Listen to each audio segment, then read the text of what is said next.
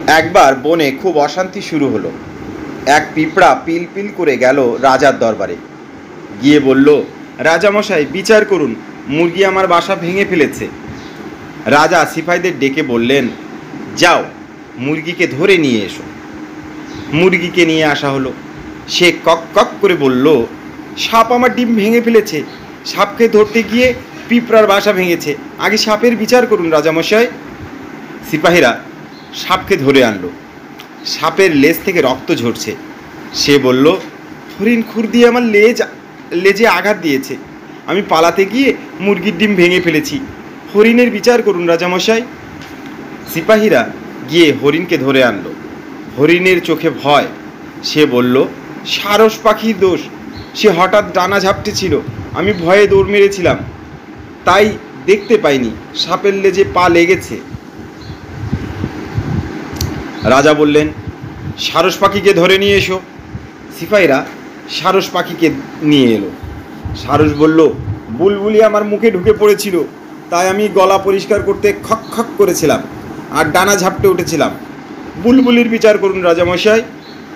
রাজার আদেশে সিপাহীরা বুলবুলিকে নিয়ে এলো। বুলবুলি বলল, আগে আমার কথা শুনুন রাজামশাই, ব্যাঙের মুখে শুনেছিলাম রাতে ঝড় হবে, শুনে আমি বাঁচার জন্য জায়গা খুঁজছিলাম, গর্ত মনে করে সারসের মুখে ঢুকে পড়েছিলাম। ব্যাঙ মিথ্যা ভয় দেখিয়েছে, রাতে ঝড় হয়নি, তাই ব্যাঙের বিচার করুন রাজামশাই। রাজা সিপাহীরা ব্যাঙটাকে ধরতে গেল। ব্যাঙ গাছের নিচে গর্তের মধ্যে লুকিয়েছিল, কিন্তু লুকোলে কি হবে, ব্যাঙের ঠ্যাং ঠিকই দেখা যাচ্ছিল। রাজা সিপাহীরা ব্যাঙের ঠ্যাং ধরে টান দিল, হেইয়ো হেইয়ো। ব্যাঙের ঠ্যাং ধরে চ্যাংদোলা করে আনা হলো।